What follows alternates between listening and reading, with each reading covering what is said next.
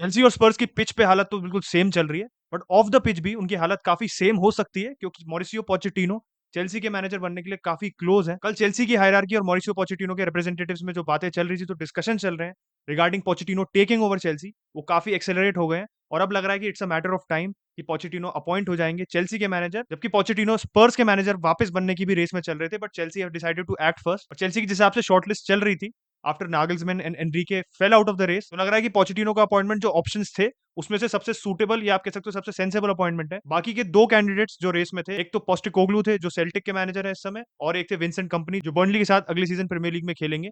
यहीं पे स्पर्स ने अपने इंटरिम मैनेजर को भी सैक कर दिया। मतलब ये कितनी बार हमने न्यूज ऐसी सुनी है कि इंटरिम मैनेजर भी सैक हो गया। पहले कॉन्टे भाई गए, फिर उनके असिस्टेंट कोच स्टेलिनी को बनाया गया मैनेजर, और उसके बाद असिस्टेंट मैनेजर को न्यूकासल यूनाइटेड से 6-1 पिटने के बाद सैक कर दिया गया क्योंकि डैनियल लीवी का खुद का स्टेटमेंट आया जिसमें उन्होंने कहा कि this is an unacceptable performance, जिस लेवल की वो परफॉर्मेंस थी, not just the score line, ये स्पर्स के लिए एक्सेप्टेबल नहीं है। बट जैसे मैंने पहले भी कहा था कि स्टेलिनी को अपॉइंट करना ही मुझे कहीं ना कहीं बेवकूफी लगी थी क्योंकि यही टैक्टिक्स, यही प्लेइंग स्टाइल कॉन्टे के अंदर भी चल रहा था। स्टेलिनी उनके असिस्टेंट मैनेजर था आफ्टर ऑल, तो कैसे स्पर्स एक्सपेक्ट कर रही थी कि एक ड्रास्टिक इंप्रूवमेंट इन रिजल्ट्स, पर शायद ये सोच रही थी कि मैनेजर का नाम आप बस चेंज कर दो तो आपकी परफॉर्मेंस भी अपने आप मैनेजरियल बाउंस आ जाएगा। ऐसा नहीं होता है। वैसे पोचेटिनो का चेल्सी मैनेजर बनना काफी इंटरेस्टिंग है क्योंकि पोचेटिनो जब बारसा के जॉब से लिंक हुआ था और वो स्पेनियोल का मैनेजर पहले रह चुका था, तो उसने बार्सिलोना का मैनेजर बनने की प्रोस्पेक्ट को टर्न डाउन कर दिया था because of that rivalry between Espanyol and Barcelona.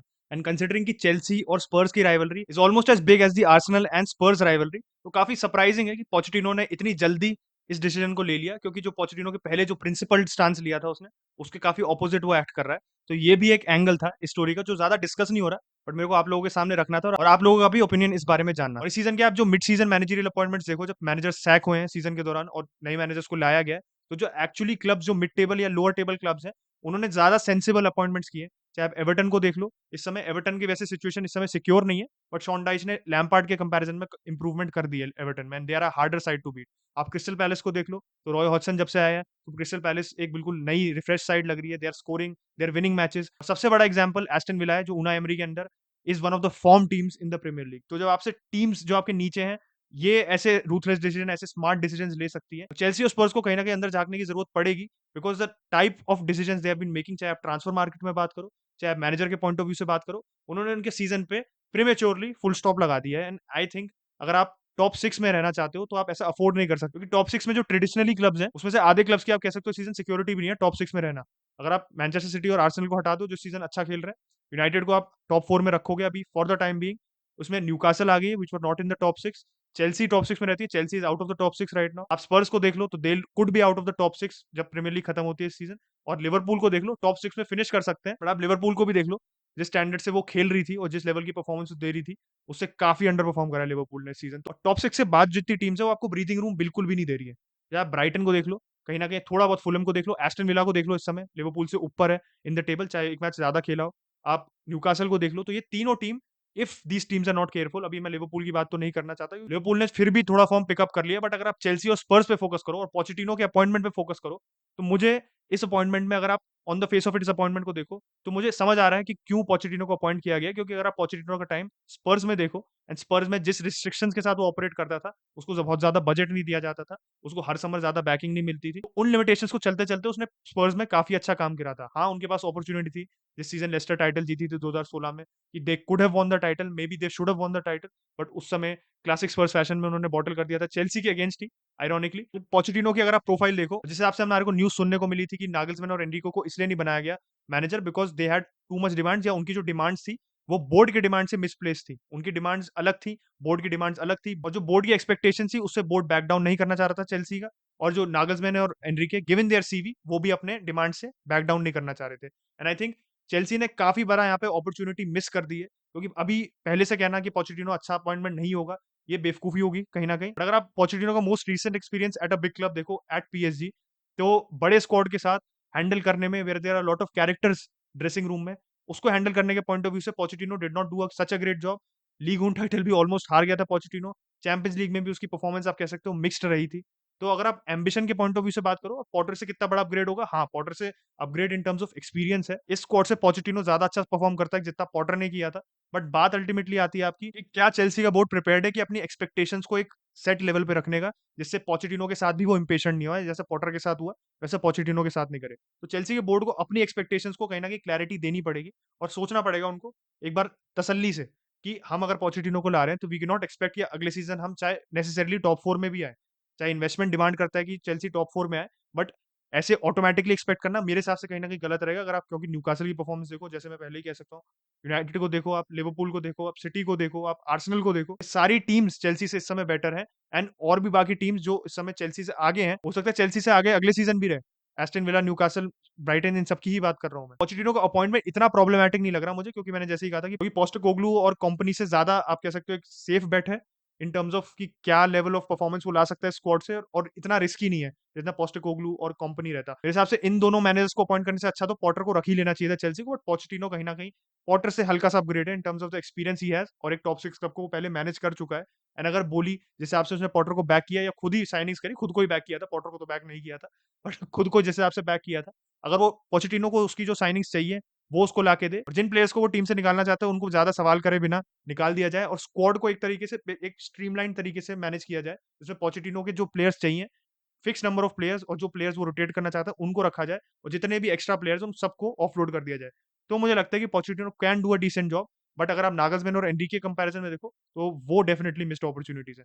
स्पर्स के कॉन्टेक्स्ट में देखो तो मैंने कल के वीडियो में कहा भी था कि हैरी केन की पोजीशन मुझे लग रहा है स्पर्स में काफ़ी अंडर क्वेश्चन आ गई है बिकॉज़ जिस मैनर का वो लॉस था और हैरी केन का कॉन्ट्रैक्ट अगले साल खत्म हो जाएगा। तो स्पर्स के लिए काफ़ी क्रूशियल समर है इस समय हैरी केन को लेके because if they want to keep him at the club, उनको नया कॉन्ट्रैक्ट नेगोशिएट करना शुरू कर देना पड़ेगा। बट अगर उनको बेचना है तो इस समर ही बेच सकते हैं बिकॉज़ अगले सीज़न वो फ्री पे चला जाएगा। और ये जो मेरे को अंदर से फीलिंग आ रही थी, ये न्यूज़ में भी कन्फर्म हो गई है कि United have started reaching out to Harry Kane's representatives. Ten Hag के हिसाब से जो ऑप्टिमम फॉरवर्ड होगा यूनाइटेड के सिस्टम में, उसमें हैरी केन सबसे ऊपर रैंक करता है अलोंगसाइड ओजीमेन। इतनी क्लैरिटी नहीं है। ये इस पे मिक्स्ड रिपोर्टिंग आ रही है, इस पे आप कहीं न कहीं कह सकते हो कि ओजीमेन कहीं न कहीं आ रहा है कि यूनाइटेड का प्राइमरी टारगेट है। कहीं आ रहा है कि Harry Kane because of his experience in the Premier League, because he is proven in the Premier League. तो कहीं-कहीं प्रायोरिटी में हैरी केन को ऊपर दिया जा रहा है। बट ये भी न्यूज़ इमर्ज होके आई है कि ओजीमेन शायद बायर्न जा सकता है। तो अगर ओजीमेन बायर्न जाता है, तो मुझे लगता है यूनाइटेड हाथ धो के पीछे पड़ जाएगी हैरी केन के।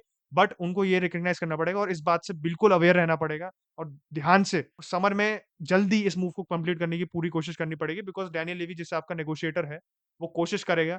पहले तो वो हैरी केन को ना बेचने की कोशिश करेगा जितनी वो कर सकता है। बट इन दी सिचुएशन कि वो हैरी केन को बेचने के लिए मान जाता है, तो वो जितना खींच सकता है ट्रांसफर उतना खींचने की कोशिश करेगा और जिस हिसाब से यूनाइटेड ने अपने आप को क्लासिकली कंडक्ट किया है ट्रांसफर मार्केट में, हम पोटेंशियली मिस आउट कर सकते हैं हैरी केन पे if you do not act quickly. और हमारे पास डायरेक्ट रेफरेंस पॉइंट है कि हमने क्या बेवकूफ़ी की थी जब फ्रैंकी डियोंग के हाथों के पीछे पड़ गए थे, पिछले समर विंडो में।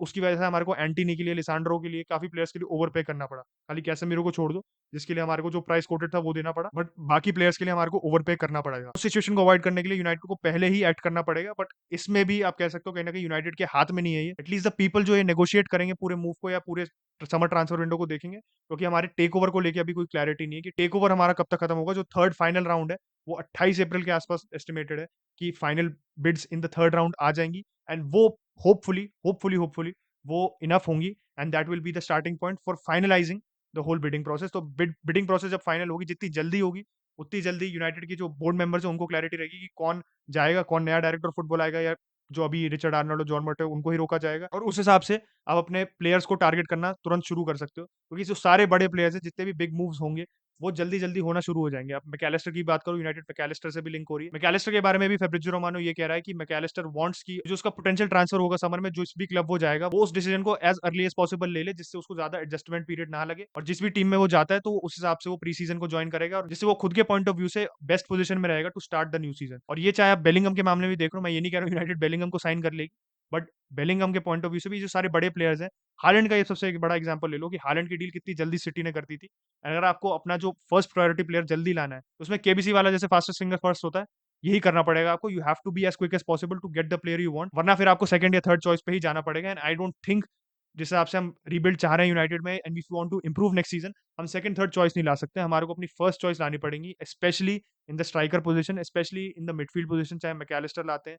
जो भी प्लेयर मेरे को लगता है कैसेमीरो के अलोंगसाइड खेलेगा, उस प्लेयर को हम टारगेट कर रहे हैं। एंड कीपर की भी बात चल रही है कि यूनाइटेड कीपर को लेके काफ़ी सीरियस है and they are not totally committing with De Gea as the starting goalkeeper for next season. Ten Hag is open and Ten Hag is trying to look for goalkeeping options जो इस समय आप कह सकते हो feasible लग रहे हैं. इस समय जो गेटेबल ऑप्शंस लग रहे हैं उनको टारगेट किया जा रहा है. अगर हमारे पास ज्यादा बजट है तो हम प्रोबेबली डियोगो कोस्टा को टारगेट करेंगे, वरना डेविड राया भी अवेलेबल है. जो सारे कीपर जो आप कह सकते हो जो फर्स्ट चॉइस आप कीपर चाहते हो, कोई भी कीपर 40 to 60 मिलियन के रेंज में ही आएगा. तो इस पे बहुत डिपेंडेंट है कि यूनाइटेड का टेक ओवर कितनी स्मूथली हो जाता है. तो आप लोगों का क्या ओपिनियन है on Chelsea appointing Pochettino, on Spurs sacking their interim manager, उन्होंने स्टिलिनी को सैक कर दिया, और किसको वो लेके आएंगे उसकी जगह? क्या नागल्समैन स्पर्स आ जाएगा एंड चेल्सी ऐसी बैठी रह जाएगी? एंड यूनाइटेड के पोटेंशियल स्ट्राइकर टारगेट्स पे और समर टारगेट्स पे आपका क्या ओपिनियन है? क्या Harry Kane, Alexis Mac Allister are the right players to go for, and क्या हमारे को कीपर अर्जेंटली साइन करना चाहिए? Let me know in the comment section down below. अगर आपको वीडियो अच्छा लगा हो तो एज यूजुअल 500 लाइक करा देना. Don't forget to subscribe. 22K करा दो भाई जल्दी से जल्दी. And I will catch you guys in the next video. Bye bye.